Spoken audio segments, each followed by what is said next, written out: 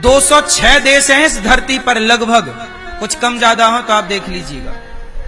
मैंने जब जीके पढ़ा तब 206 थे, अब कुछ घट बढ़ गए हो तो आप जानो। 206 देशों में एक भी देश ऐसा नहीं है जो हिंदू राष्ट्र हो।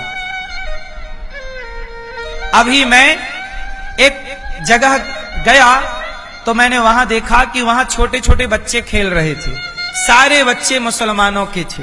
कोई बच्चा 8 साल का था, कोई 10 साल का था, कोई 12 साल का, कोई 15। छोटे छोटे बच्चे कॉलोनी के, वहां मुस्लिम बाहुल्य क्षेत्र था तो एक खेत पर सारे बच्चे खेल रहे थे।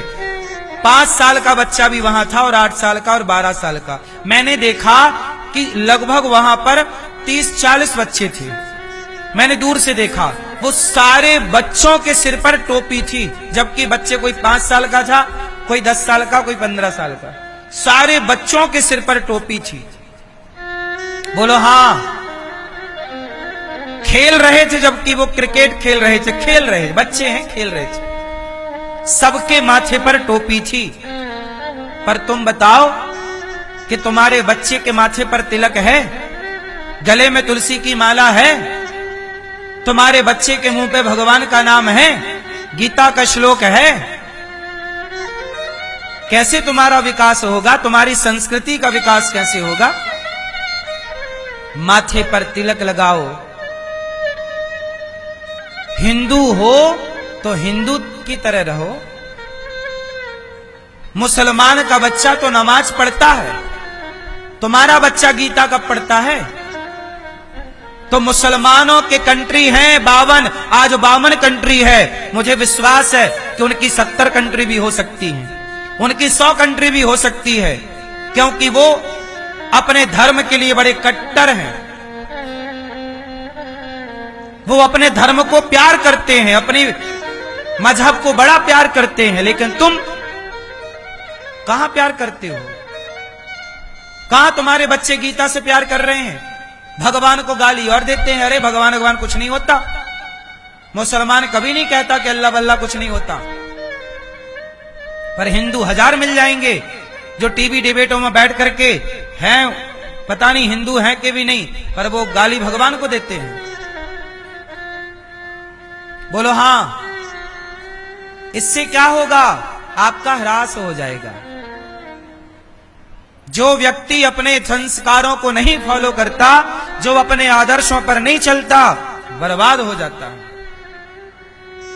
हिंदुओं के पतन का सबसे बड़ा कारण है कि हिंदू अपने सनातन संस्कृति को लेकर कट्टर नहीं है। मैं कहता हूं मुसलमान को कट्टर होना चाहिए अपनी संस्कृति को लेकर, ईसाई को भी कट्टर होना चाहिए अपनी संस्कृति को लेकर, लेकिन हिंदुओं को भी कट्टर होना चाहिए अपने संस्कृति और संस्कारों को लेकर। कोई समझौता नहीं होना चाहिए। कट्टरता नहीं होगी। कट्टरता का मतलब ये नहीं कि आप किसी को मार डालो, मारने की कट्टरता नहीं, गीता पढ़ने की कट्टरता हो, ईश्वर के प्रति श्रद्धा की कट्टरता हो, ज्ञान को जानने की कट्टरता हो, अपने धर्म का पालन करने की कट्टरता हो, राम नवमी कृष्ण जन्माष्टमी मनाने की, एकादशी व्रत करने की कट्टरता हो कि करेंगे।